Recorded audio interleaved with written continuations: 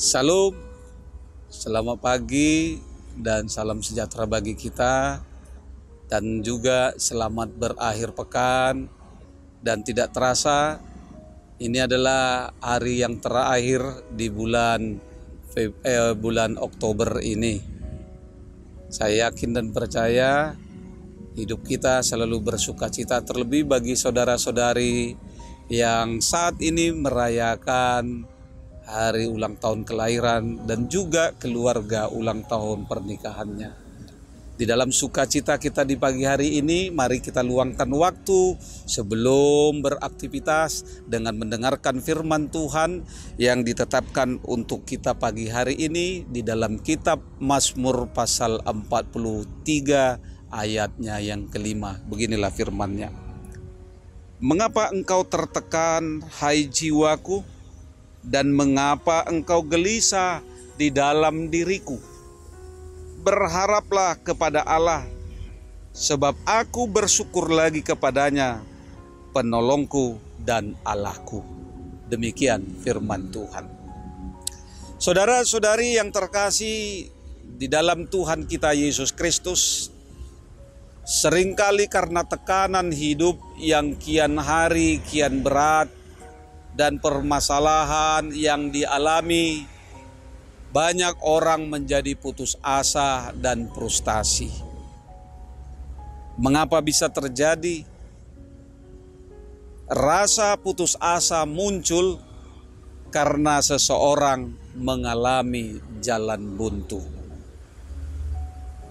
Celah inilah yang dipakai, yang digunakan oleh iblis untuk menanamkan dan menumbuh kembangkan rasa putus asa dalam diri seseorang.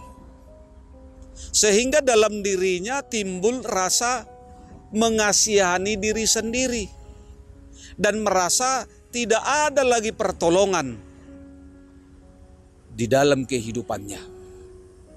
Kita tidak lagi mengarahkan pandangan, penglihatan kita kepada Allah, kepada Tuhan. Bahkan kita juga sudah mulai meragukan kuasa dan kehadiran Tuhan dalam kehidupan kita. Dengan kata lain, kita putus asa dan menjadi tawar hati, merasa bahwa Tuhan tidak sanggup melakukan perkara-perkara besar di dalam kehidupan kita. Tuhan tidak mampu lagi memperlihatkan kuasa-Nya. Tuhan tidak mampu lagi memperlihatkan mujizat-mujizat-Nya.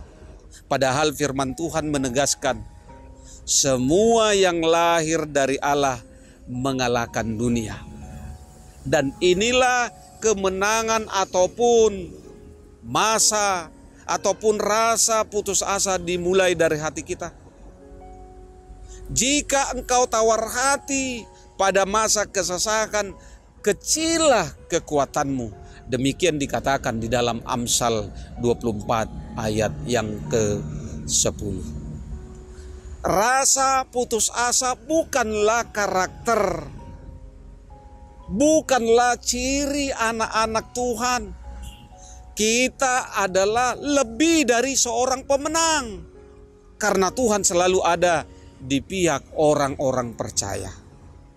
Kita melihat Daud ketika dia berhadapan dengan Goliat, tidak sedikit pun merasa kecil, tidak sedikit pun dia merasa takut dan gentar, apalagi putus asa.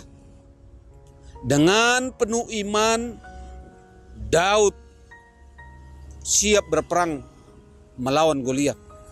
Bahkan kemenangan itu sudah ada di dalam hati Daud. Sebelum perperangan itu terjadi, dia sudah perlihatkan.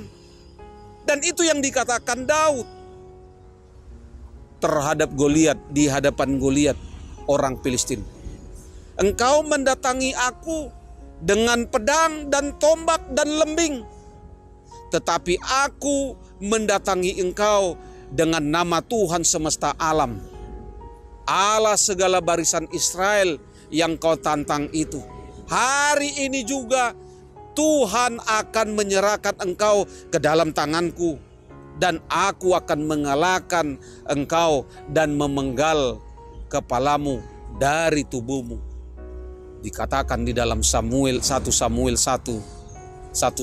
pasal 17 ayat 45 dan 46a. Saudara-saudari yang terkasih, di dalam kehidupan ini konyol kita kalau katakan kita tidak pernah bergumul, kita tidak mempunyai masalah, tidak ada rintangan, tidak ada hambatan, semua lancar. Itu tidak benar. Tetapi yang benar di dalam kehidupan kita saat ini, terlebih-lebih lagi di masa-masa COVID-19, begitu banyak persoalan demi persoalan yang kita hadapi di tengah-tengah keluarga, di tengah-tengah kehidupan pribadi. Bahkan mungkin pergumulan demi pergumulan itu kadangkala sempat berpikir kita, kenapa ini bisa terjadi? Jika kita sudah mengatakan itu, berarti kita tidak mampu menghempang, mengatasi hal ini. Tapi ingat, di dalam firman Tuhan saat ini, seberat apapun masalah yang kita hadapi, jangan berputus asa. Serahkan semuanya kepada Tuhan. Jangan buang waktu, jangan buang tenaga pada hal-hal yang membuat kita putus asa, yang membuat kita menjadi lemah dan tidak berdaya.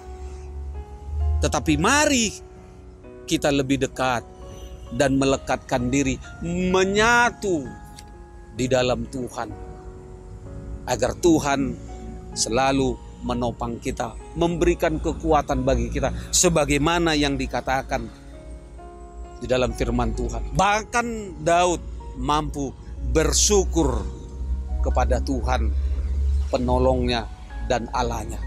Kenapa kita tidak? Karena itu mari saudara-saudari yang terkasih di dalam Tuhan kita Yesus Kristus, dikatakan di dalam firman Tuhan, berharaplah kepada Allah. Jangan kita berharap kepada dunia ini. Dunia ini silih berganti. Kita tidak tahu apa yang bisa diberikan. Tetapi yakin, jikalau kita selalu berharap kepada Tuhan, niscaya kita akan memiliki kekuatan, keteguhan iman di dalam menghadapi permasalahan, tekanan hidup.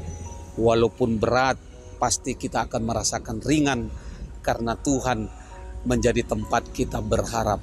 Ingat apa yang dikatakan di dalam Mazmur 37 ayat 5. Serahkanlah hidupmu kepada Tuhan dan percayalah kepadanya, maka Dia akan bertindak. Selamat berakhir pekan. Tuhan Yesus memberkati. Shalom.